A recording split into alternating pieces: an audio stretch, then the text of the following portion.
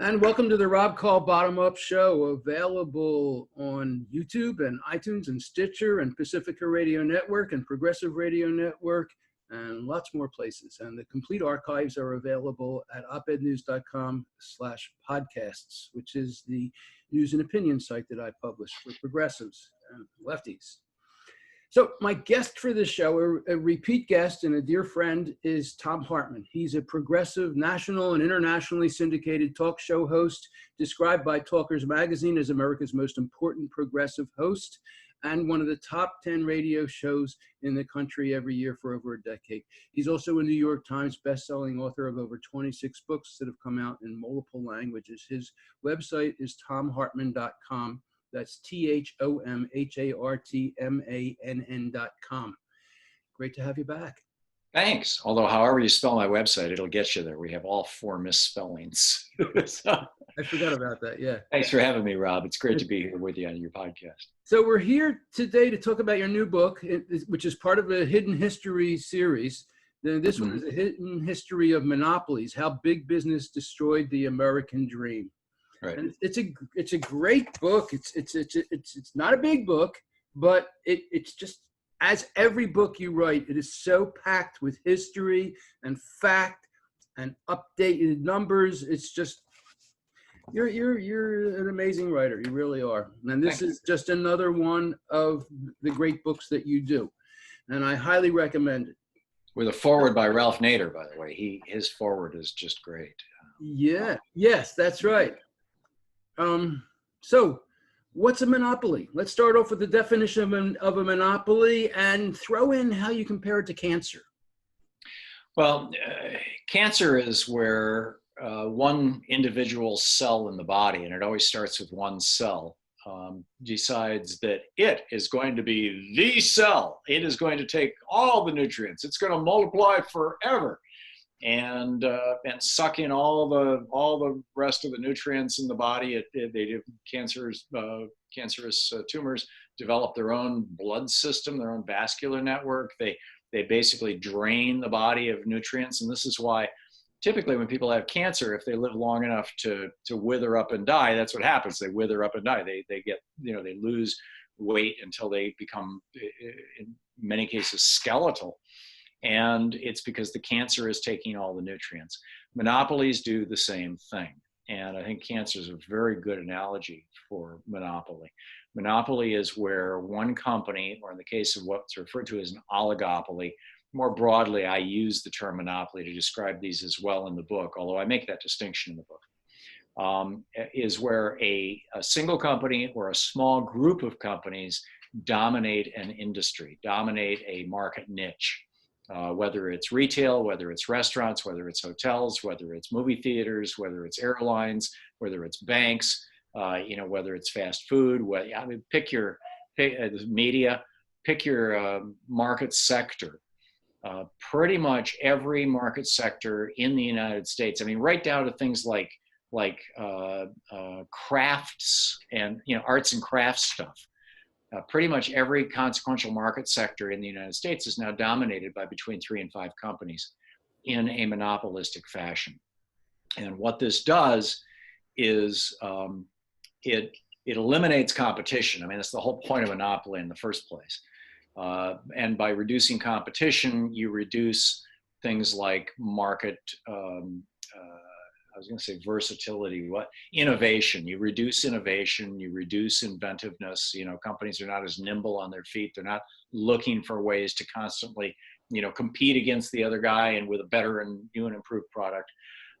So in terms of the product itself, it suffers as a result of monopoly. Anybody who's been on an airplane in the last 15 years knows what I'm talking about. It also hurts the employees. Employees lose their bargaining power when they can't take the expertise in an industry that they have developed and go to another player in that industry very easily. It also hurts customers.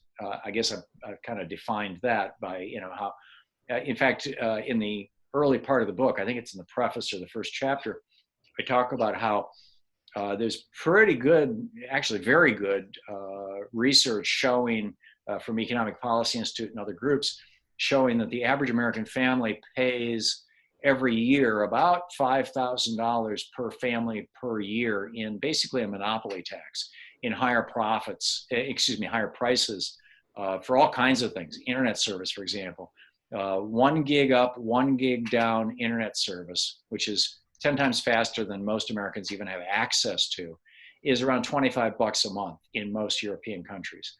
Here you get, 50 MIPS, 0.05 gigs for what, $100, $80, $70?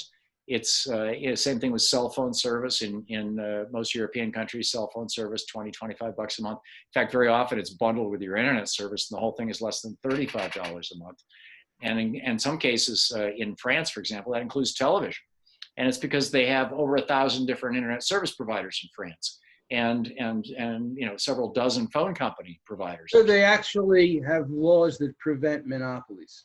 That's right. The laws that America had, I mean, we pioneered this in the 1880s with the Sherman Antitrust Act, but the laws that we put into place and the laws that were vigorously enforced and expanded on and amplified by, in particular the Teddy Roosevelt and William Howard Taft administrations, but numerous administrations over the years, including the Eisenhower administration, those rules were adopted enthusiastically by Europe. And we backslid on that, which is, I think, one of the big ahas of the book. But just to finish what monopoly is and how it impacts people. Basically, a company, a corporation, has a group of constituencies. There are the customers, obviously. There are the employees, another constituency that the corporation should owe some loyalty to and should respond to. There's the community in which the corporation operates, whether that's a local community for a local business or whether it's the nation as a whole. There's the institution of the corporation itself, and then there's the stockholders.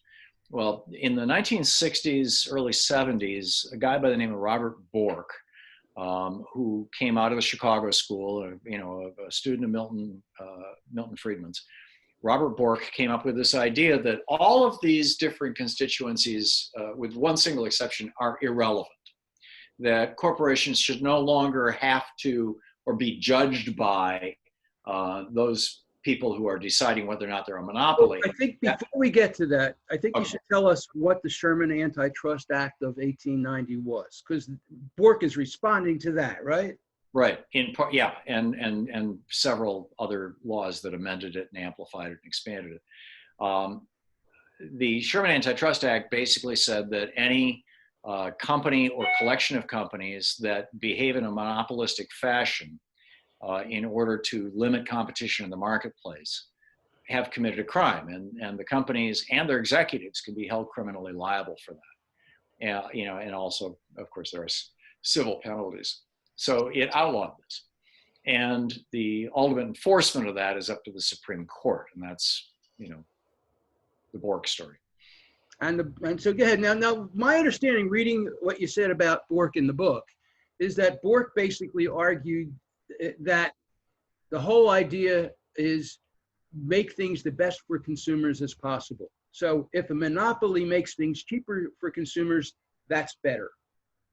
That was I would agree, except I wouldn't use the word best, because as I pointed out, monopolies tend to stifle innovation, but they can keep prices low. Right. And prices. Right. And so go ahead. Just my take on it, because I call this the bottom-up show, is that what Bork left out was all of the externalities, all of the things that are good that come from small businesses that don't get into the accounting of people like Milton Friedman and his model of economics. And so Bork, everybody talks about him as being brilliant, but you talk in the book about how he probably didn't even research what the actual writers of the Sherman Antitrust Act intended, and then he did, he lied about it. And then he left out all the externalities as though they're not important. Yeah, I don't think he was brilliant. I think he was a grifter. He was a con man, acting on behalf of large corporations. this is all kind of parallel to the Powell memo. This all came out of that same ferment in the late 60s and early 70s of, it's time for big business to stand up on its back legs and take over the world. And now was the Powell memo the Project for a New American Century? No, the Powell memo came out in 1971. Lewis Powell was a lawyer for the tobacco industry in Virginia. And he wrote this memo in 1971. It was considered very bad form for businesses to be political. And this was in part because FDR had these major battles in the 30s with big business, and he had just beaten them to a pulp. And there were laws that said if businesses got involved in politics, they were committing a crime. Well, it wasn't so much they were committing a crime as that their political activity was not tax deductible. If they tried to conceal it on their balance sheets, then it was a crime. And there were some things that corporations couldn't do, just flat out. And in some states, corporate political activity had been limited, but almost all of those limits were blown apart in the 1890s. But the bottom line is that Bork was dancing to the tune of giant corporations who wanted to get rid of meddlesome competition. It's kind of the bottom line. I just remember when he was up for the Supreme Court, and people were saying what a travesty it was that such a brilliant man was not going to get on the court. Yeah, no, he was a racist. He was a misogynist. He was a homophobe. He hated gay people. Robert Bork was a sick, toxic, twisted little man. And a forerunner of the typical member of Congress for Republicans. Yeah, he was Jim Jordan before Jim Jordan was Jim Jordan. Sure. So Bork changed things. Yeah, Bork made this argument, and he wrote a good-sized book. I've got it in my library here someplace. I don't know exactly where. I should get it out so I can wave it around. But he wrote this book in, as I recall, the early 70s, in which he argued rather forcefully and with much pomp and circumstance. And throughout the book, he's constantly referring to himself as being brilliant, as being innovative, as being insight. I mean, the book is a pathetic read.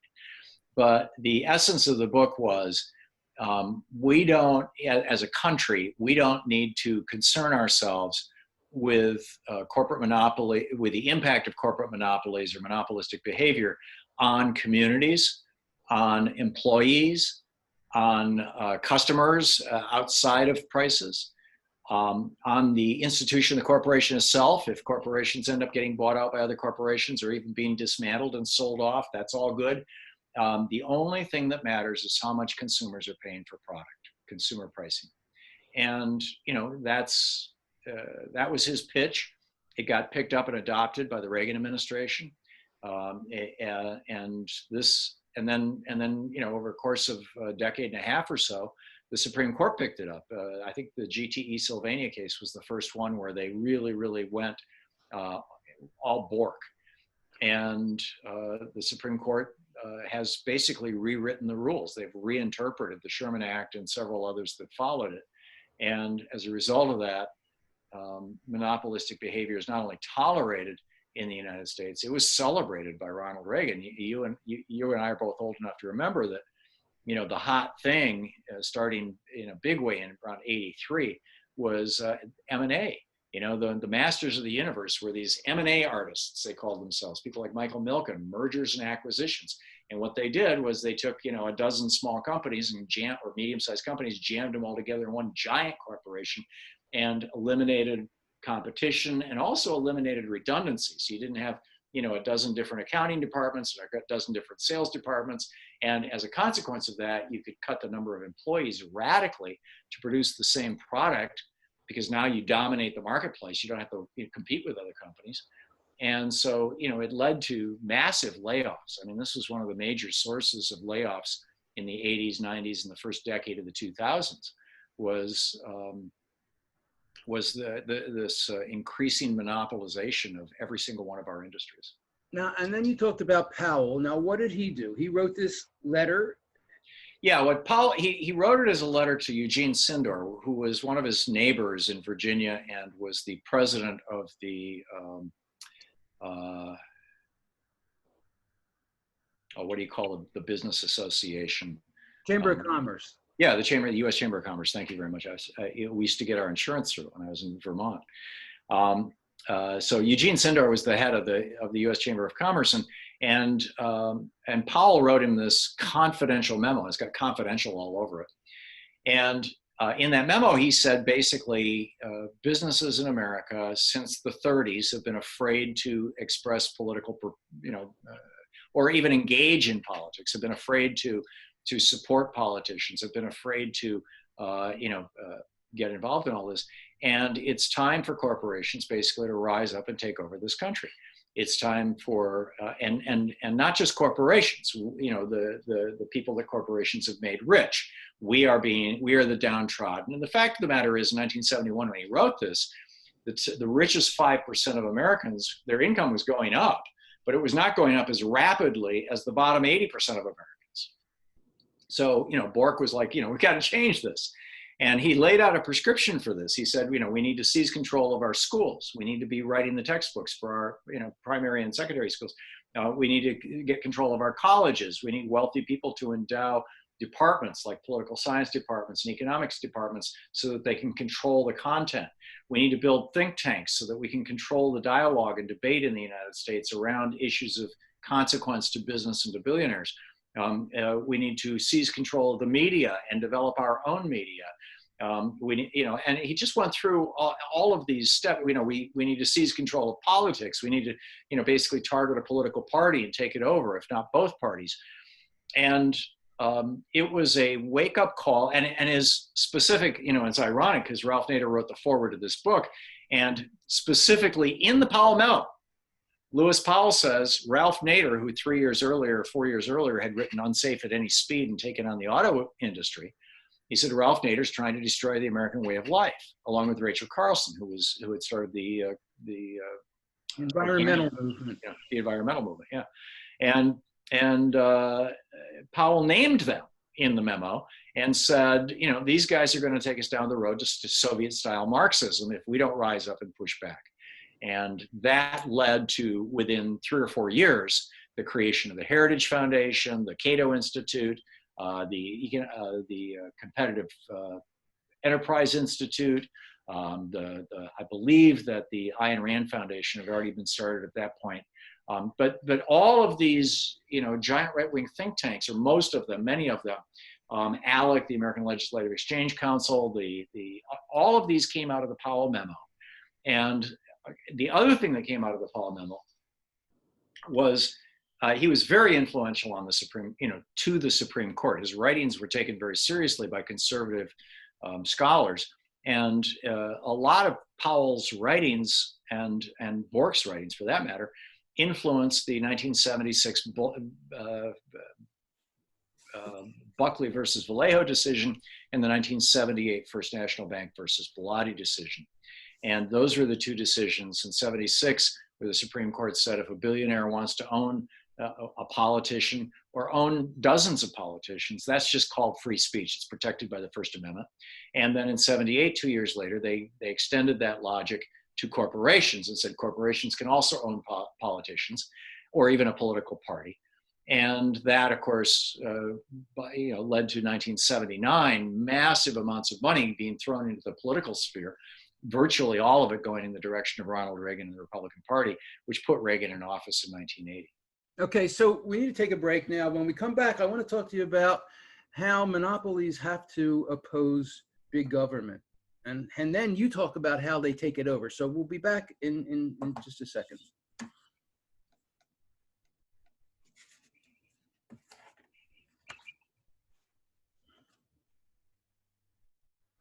And my guest for the show is Thom Hartman. He's a progressive national and internationally syndicated talk show host, described by Talkers Magazine as America's most important progressive host. He's got one of the top 10 radio shows, and he's also a New York Times bestselling author of 26 books, written in many languages, or translated into different languages. And the book that we're currently talking about is The Hidden History of Monopolies, How Big Business Destroyed the American Dream. So, basically what Powell did was he created a vision and a blueprint for the Republican Party, right? Yes, yes, absolutely. And this is why the Republican Party, particularly since 1980, has been railing about big government. The simple fact of the matter is that a billion-dollar corporation, or in the case of Apple today, or a number of the other big corporations, $1 trillion corporation, Facebook, Amazon, et cetera.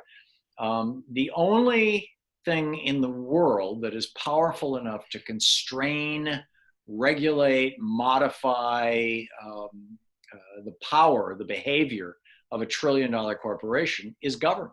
That's it, period, full stop. You can't do it, I can't do it, no state can do it. The federal government is it. That's the only place where that kind of power resides.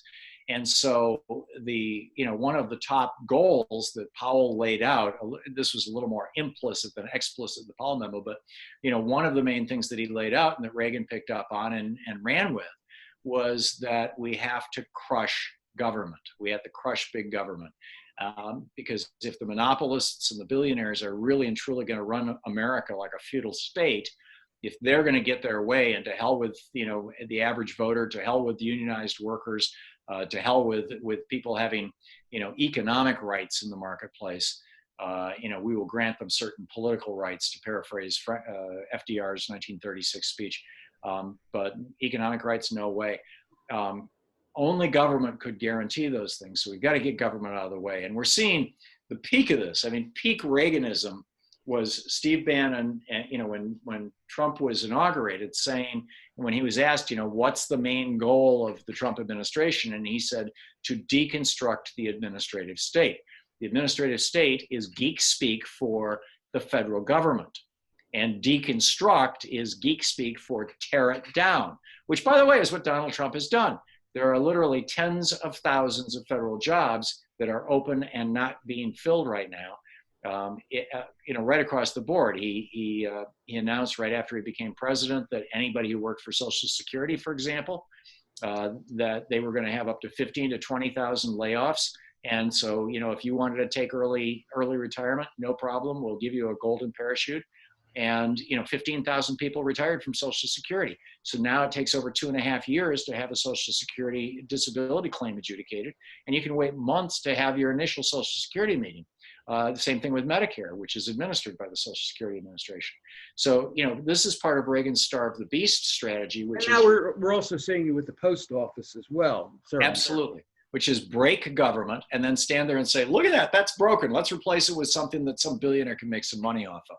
And the way they break it is the way Grover Norquist has described, and Reagan, which is starve it until it can't function. And then blame it, as you say in your book, blame it on the government when it's really the fault of the people who cut the taxes and the money to make it viable. Right. That's true. No, I'm just repeating what you say in your book. So you put You're doing a good job. You put a decent amount of time into the history of it, but I want to take a break from the book for a minute. How is what is the role of monopolies in dealing right now with COVID-19 and the pandemic?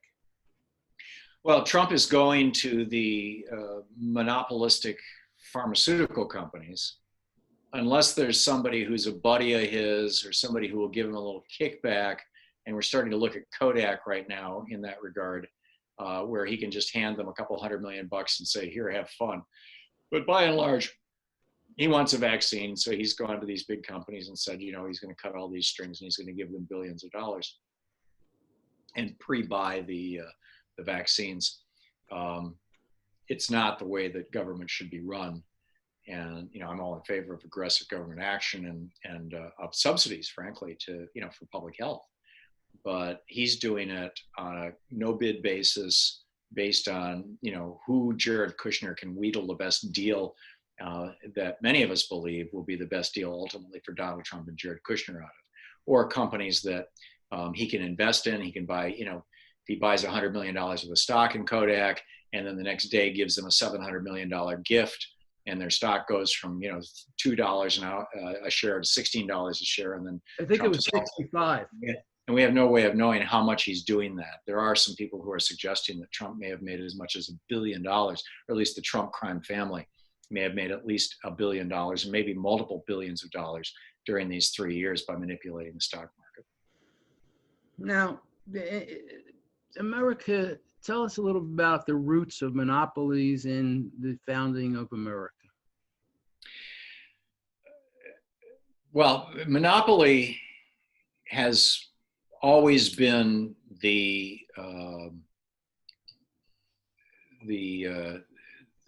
devil's spawn of capitalism. For lack of it is, in a capitalistic system, you're always going to have companies that are trying to destroy the competition. And sometimes they have government help doing that. In December of 1601, as I recall, maybe it was 1600, Queen Elizabeth I chartered the first major British monopoly. Now, at that point in time, Great Britain had mostly dirt roads and thatched huts and was a backwater country compared to Spain or the Netherlands. The Spanish trading companies and the Dutch trading companies were world famous and had made those two countries rich. In Spain, a lot of their riches actually came from plundering gold out of the Americas, but you get the point. And so Queen Elizabeth said, let's do what the Dutch are doing. Let's create a giant trading company. And so she incorporated the British East India Company in December of 1600. And over the next 100 years or so, and most of the stockholders, the majority of stockholders, were members of the House of Lords, members of Parliament, and the royal family itself. And over the next 100 years, the British East India Company grew to be the largest corporation in the world in the next 150 years. And so by 1773, the British East India Company basically controlled most of the commerce in the United States, and they used the police powers of the British government to enforce that. You could not manufacture in the United States, for example, fine clothing. It was against the law. Wait, this monopolistic corporation used the police powers of the British government to maintain the control in the United States. Do we have that happening now with monopolies?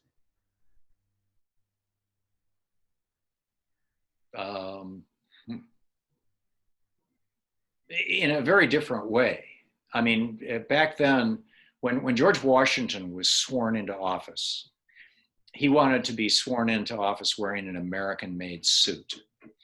There was only one man in the entire United States at that point in time who was making men's suits because it was illegal. He had been doing it under the table. His name was Daniel Hinsdale, and he was doing it in Connecticut. And George Washington sent General Knox to Connecticut with his measurements to have a suit made. And the only fabric that Hinsdale had was American wool. It was brown. And so Washington was sworn in as president wearing a brown American-made suit.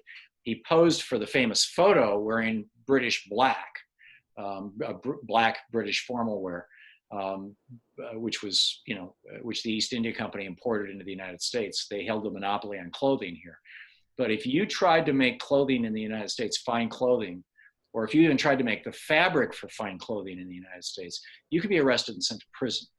So, that's, and by the way, the East India Company did this in India as well, which is why Gandhi had his logo was the spinning wheel, why he sat and spun his own cloth, because in India, it was illegal to make cloth. You had to, 200 years later. Yeah, 150 years later, yeah, absolutely. So, I mean, this is, people don't realize, a lot of people know about India and Gandhi. They don't realize that George Washington was dealing with the same crap. So you had the East India Company enforcing these rules, or the British government enforcing these rules that protected the East India Company. And so that was basically the economic layout of the colonies. Now, one of the biggest businesses that the East India Company was in was the tea business. The principal drugs that were used in the United States in 1773 were alcohol and caffeine, which was principally, beer and wine and moonshine. or whiskey, you know, mixed drinks, distilled drinks, on the one hand, and tea on the other hand. Tea was the most popular form of caffeine. And the East India Company controlled the trade in both, actually, the imported alcohols as well as tea. But the tea was the big deal. And so up and down the East Coast, I mean, there were tea shops on every corner. There were more tea shops in the United States on a per capita basis, certainly, than there are Starbucks now. And it was huge. You know, these tea shops were places where people got together. You know, there were two places where people met and socialized: bars and tea shops. And you know, the tea shops were polite company, and for women and children as well. Bars were men. And so the East India Company in 1770, there was a depression that hit the United States and Europe pretty badly, a really bad economic crash. And the outcome of that crash was that by 1773, because demand in North America had diminished so much for the products that the East India Company was making and selling in particular, and India as well, that the East India Company was in a financial crisis. They were broke. They were on the verge of not making payroll. And so the British government, who owned the majority of the stock in the East India Company, passed a law called the British Tea Act of 1773, which said that, first of all, that the East India Company, for a certain number of years, I forget the period of time now, no longer had to pay taxes on tea. But secondly, the way that tea had been taxed was that you paid the tax on tea, not when you sold it, but when you received it for inventory. So as the British East India Company was getting tons and tons of tea coming out of India, and it was piling up in their warehouses, they had to pay tax on that tea. So they had in today's dollars, you know, millions of dollars worth of tea that they'd already paid taxes on that they couldn't sell. And so what the British government did is they said, we will rebate you all those taxes that you've already paid. So the East India Company suddenly gets this massive windfall, millions of dollars, the equivalent in today's dollars of millions of dollars. And they use that to sell tea in the colonies with no tax and with a small subsidy. Because about half of these tea shops up and down the East Coast were not buying their tea from the East India Company, they were buying it from American smugglers. This was one of the major trades that the pirates engaged in, was bringing tea, you know, from India and from the East Indies as a transshipment point. And what this tax cut did is it allowed the East India Company to run these smugglers out of business. And so in response to that, the colonists in Boston got together and went out and dumped over $1 million worth of tea into the Boston Harbor in what we refer to today as the Boston Tea Party. And the smugglers were Americans making a living, basically. By and large, yes. Yeah. So, but my question was, is it happening now? And as you were talking, I thought about a couple of ways that it does. You talk about one of the kinds of monopolies that has gotten more and more onerous and worse in recent years is patents and copyrights. Mm-hmm. And of course, the federal government enforces that. So that's one way where, you know, now we have patent and copyright trolls where they'll take somebody to federal court for using an image that some user posted on their website. And the courts are involved in that. The legal system is involved in that. And then the other thing is today's tea, marijuana. Mm-hmm. And of course, the cops are heavily involved in that now. Yeah. So there you go. I mean, the people who benefit from making marijuana illegal are the alcohol companies and the pharmaceutical companies and the entertainment industries, the police, the lawyers, and all of them are benefiting from that. So yeah, all of that is true, Rob. But I think that the takeaway that I want people to have is that, you know, when a Walmart moves into a community, I lived in Vermont when the first Walmart came into southern Vermont or central Vermont. And, you know, typically a Walmart will put 110 businesses, local businesses, out of business. That is what the colonists in Boston were looking at in 1773. And they said, screw that, we're going to stop this right now. They essentially stopped Walmart. They stopped the East India Company. And then they fought a Revolutionary War to keep them out. Whereas when communities now try to stop Walmarts, they just get bulldozed. You know, they get, people get, you know, protesters get arrested and ultimately, they always lose. Now, what you just went through with the details of that history, you do that again and again in the book with all kinds of different details on the history of monopolies and how the U.S. kind of swayed back and forth between defending against them and then protecting them and releasing them. So I want you to talk about New Jersey and Delaware and the role they played in enabling monopolies and the power of big business. Sure. Prior to the 1890s, corporations were relatively recent things. I mean, the first modern corporation was the East India Company, the first modern shareholder corporation. And, by the 1780s, when the United States became a republic in 1789, when the Constitution was ratified, there were a few corporations, but it was just kind of starting. And the corporate, and America was very, very wary of corporations after our experience with the British East India Company. And so every state throughout the early 1800s had laws on the books that said that a corporation had to be incorporated.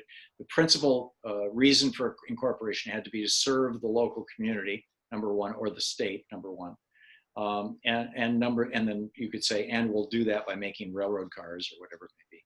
And then secondly, the Secretary of State of each state every year or every 2 years, it varied from state to state, had to basically audit the books of every corporation incorporated in that state and determine if they were actually serving the interests of the state. And if they weren't, they were given the corporate death penalty. And this happened to several thousand corporations a year, in the years following the Civil War. So a death penalty I can get behind. Yeah, there you go. Where they would just break up the corporation, sell off its assets, and that was the end of that, and pay off its creditors. But what happened in the 1890s was that the Sherman Antitrust Act, Senator Sherman was the senator from Ohio.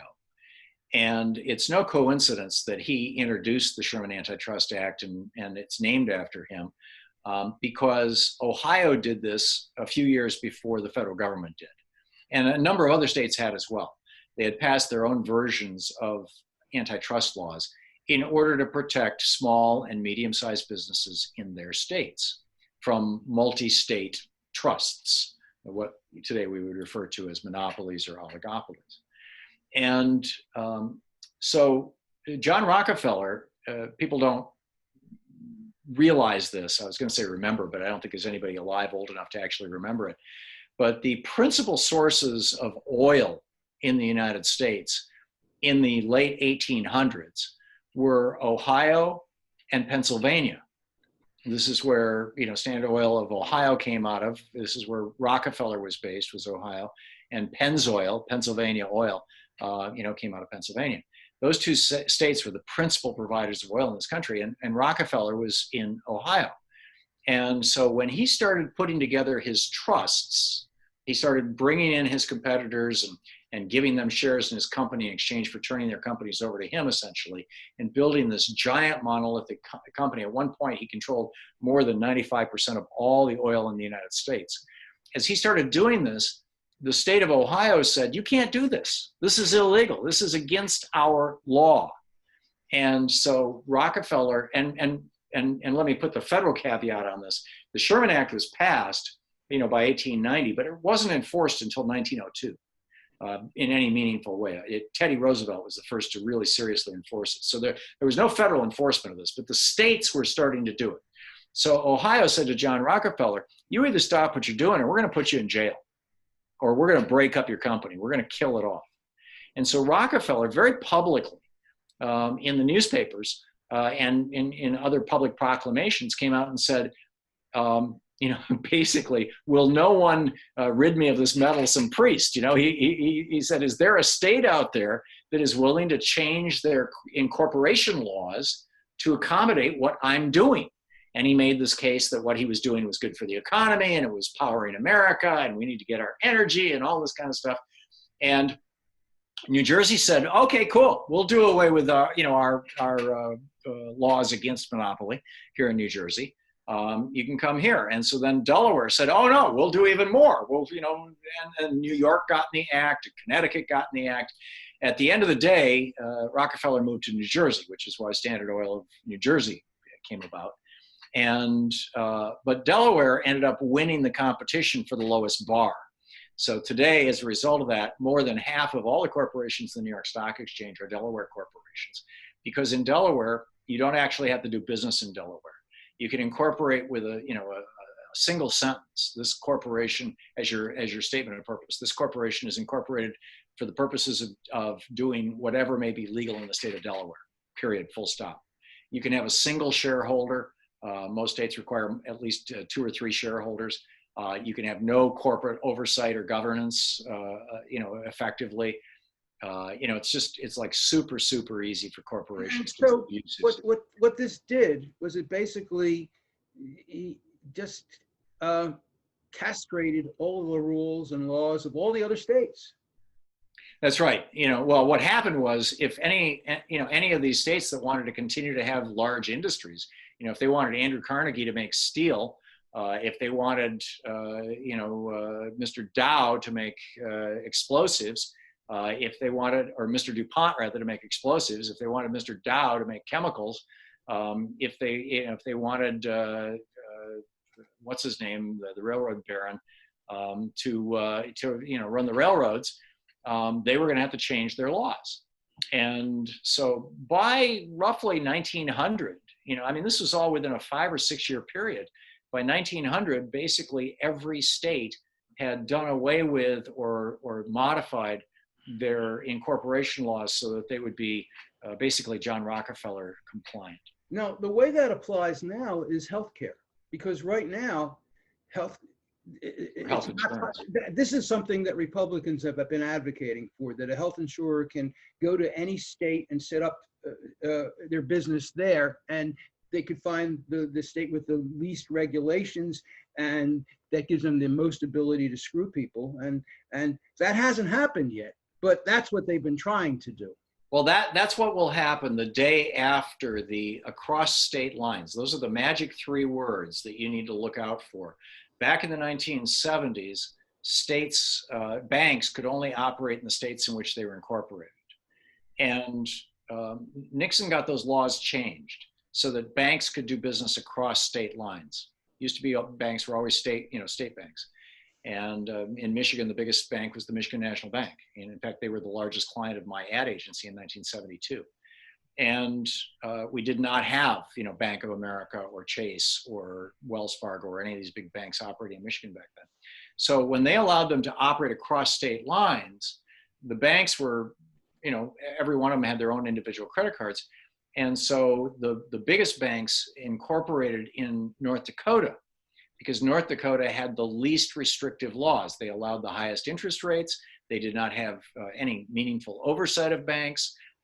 They had basically no way for you to, to harass or sue a bank if you thought that they had treated you badly. And that's why if you look on your credit cards, it's either North or South Dakota. I think it's North Dakota. They will almost always say an ND corporation, or the North Dakota will be in there someplace. And so if the Republican plan to allow health insurance to be sold across state lines happens, then all of the health insurance companies will reincorporate themselves in whatever state has the least restrictive laws. Just like what's happened with Delaware with corporations. So we need to take another break, and then we're going to come back, and then we're going to talk about how you finish the book, solutions. Good.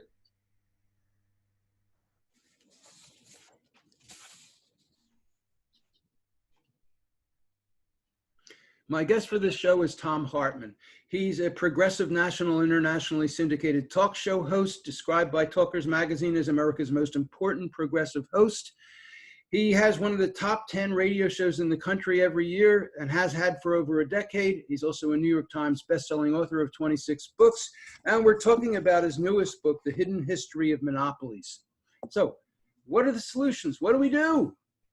Well, we need to start enforcing anti-monopoly laws, which requires changes in the Supreme Court's posture, because the laws are still in the books. They've simply interpreted them into meaninglessness. And and a change of federal law, frankly, to re-empower those things. And there are ways for federal lawmakers to change these policies that would be Supreme Court proof. I read about that in the previous book, The Hidden History of the Supreme Court, The Betrayal of America. So the books are kind of bookends to each other, but there are ways to do that, and that's what we need to be about. Keep going. Well, you know, we first of all, saying to companies that, you know, for example, you may do business in particular marketplaces. Amazon, you know, you could go to Amazon and say, you have to spin off your books as a book division and make it a separate corporation, spin off your, you know, other products, whatever the largest slice is that is basically suppressing an entire industry. You have to spin that off and run it as a separate corporation. And break them up like they did with AT&T. Exactly. You break up these big corporations. And then also, you know, look at, you know, should hardware companies also be software companies? Should software companies, you know, which speaks to Apple and Microsoft increasingly, should Facebook be allowed to have to buy Instant Messenger and to buy Snapchat, you know, and thus freeze out competition? No, they should be broken up, and all these various divisions should be broken out from them. And what that'll do is it'll restore vibrancy to the marketplace. It'll allow you know, innovative new companies to come up and rise up into that space. And what's so ironic is that a lot of these tech companies, in fact, virtually all of them, started out as feisty, innovative little companies and only grew as large as they did because there wasn't a monopolist holding that space. And now they've become the monopolists. It's particularly ironic. You know, the thing is, what you're talking about is we got to get rid of these big companies. Now, the last time I had you on the show, we talked about getting rid of billionaires, making it illegal to be a billionaire and stopping that phenomenon from existing. And really, it's a similar thing here. A monopoly is a massive, huge, too big, cancerous phenomenon. Right, just like a billionaire has, you know, got too much money. Yeah, and I'm wondering, how do we make this a bipartisan kind of an issue? Are there ways to look at monopolies that libertarians might think about it? Now, you talk about libertarians in the book. Are there ways that conservatives or Republicans can be presented with the idea of monopolies in a way that they might change their tune? Well, the Republican Party has been badly co-opted by monopolists, you know, as has a good chunk of the Democratic Party. So you would have to get past that fundamental reality, you know, that when your paycheck depends on thinking a certain way, it's hard to think any other way. Now, I'm thinking of Delaware's Joe Biden, for example. Yeah. I think the pitch to make is the one, you know, that I lay out in the book, which is that if we were to break up these monopolies in every one of these sectors all across the board, you know, it wouldn't be the end of capitalism or the end of America. We would simply be going back to businesses the way they were most recently in the 1970s. And, you know, those people who are old enough to remember the Route 66 show on TV where Martin Milner and George Maharis, you know, were traveling across the United States in I think it was a Corvette, as I recall. You know, and every week they would be in a different city along Route 66, you know, from New York to LA. And every city was different. You know, the local bank was a local bank, and the local restaurant was a local restaurant. The local hotel was a local hotel, and the local five and dime was a local five and dime. And you knew where they were because the name of the town was on half of those businesses, but they were all locally owned. These were vibrant economies with family-owned businesses that you know, depended on the local economy and brought everybody up with them. Now, what you have is, you know, whenever anybody buys anything at a Walmart anywhere in the United States, at night, that company pushes a button and all that money leaves that community and goes to Bentonville, Arkansas. And most of what was bought in the Walmart, that money is going to go from Bentonville, Arkansas the next day to China. And so, you know, it used to be that if you could stimulate the economy rather modestly, and because money was kept in local communities, or at least within state communities, because we didn't have monopolies, that stimulus would, somebody gets an extra $10 and they spend it in the local economy, it'll recycle through that economy dozens and dozens of times before it, spins out into the larger country. Now, typically within a single iteration, just go to Walmart, buy something made in China, and boom, that money's in China within 48 hours. So, or pick your other industry, right? Not all money goes to China, obviously, but much of it is going to these multinational corporations where they're just taking it out of the country. So we need to go back to the kind of economy that we had before Reagan. This neoliberal experiment, this 40-year experiment of Reaganism that we are in, monopoly, the embrace of monopoly, Reagan's open embrace of mergers and acquisitions and M&A mania and all this stuff, that was the death knell of medium and size and small businesses in America. And small and medium-sized businesses are the key to a vibrant economy. In those countries that are still enforcing their antitrust laws, most of Europe, some South American, Central American countries, Taiwan, South Korea, they have much more vibrant economies than countries that have failed to do so, like the United States and to some extent Japan. And you argued that monopolies are bad for business. Yes, they are bad for business. They're bad for consumers. They're bad for communities, particularly multi-state monopolies, because then you've got people owning the business who don't have to live with the pollution that the business produces, whether it's chemical pollution or whether it's economic or social pollution. So monopoly has made a small number of people very insanely rich, and it's given vast economic and political power to a few hundred companies. But it has done, not only has it done nothing for the American consumer, it's hurt the American consumer. And it has certainly destroyed the ability of people like you and me, Rob, who've been entrepreneurs our whole entire lives, to start small, feisty, competitive businesses and make a living off them, and particularly to build a business that you can hand down to your children. The local restaurant, the local hotel or motel, the local dry cleaning shop. They're all being put out of business by giant chains. The local eyeglasses store, the local jewelry store. Just pick your poison, right? Walk through a mall and identify in a mall with 100 stores in it, how many of them are actually locally owned? Yeah. Maybe one. Well, I write about it in my book, Bottom Up Revolution, about some ways you can deal with this. One is if you're addicted to Amazon, as at least 140 million people are who pay for Amazon Prime, when you buy from Amazon, try to buy from individuals or small companies, not directly from Amazon. And that's an easy thing to check out. And that way, while Amazon is processing the sale and probably handling the shipping, at least you're giving some business to a small business. Right. When you're dealing with a franchise, try to deal with one where the owner is local. Ideally, you want to try to deal with local businesses that are locally owned. And some local communities are actually giving them certificates, so you can see it on their window that they're locally owned and they're locally run. But even given that it's hard to do that anymore, that's a way to do it. I went into the supermarket the other day, right in the front, locally grown food.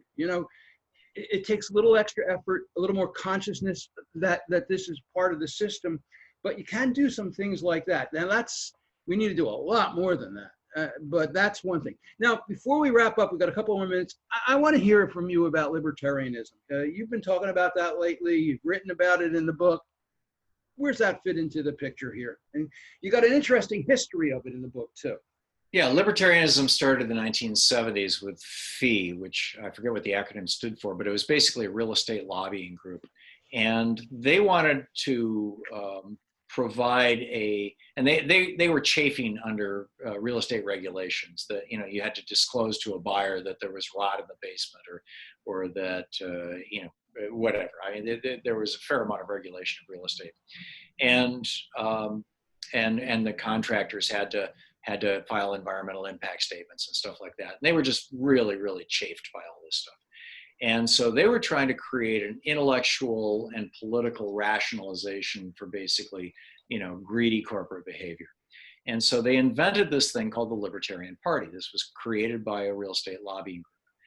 And, and it kind of took on its own, it kind of philosophically sort of pseudo-merged with the Ayn Rand movement that came out of, her book, Atlas Shrugged, which was saying basically the same thing, that the principal value is greed, that greed is the thing that drives everything else, and that we need to elevate and love greed, and that the principal opponent or enemy was government, was society organizing itself in a way to protect itself from greed. And libertarianism, I wrote an op-ed a little while ago suggesting that we were at peak libertarianism. It has become the new cancer that's killing America. It's killing our political structures and systems. And basically the Republican Party has completely embraced this, particularly over the last 30 years. It heavily informed the Reagan administration and is a large piece of Reaganomics and Reaganism. When I think of libertarianism, I think of narcissism. Mm-hmm. Yeah.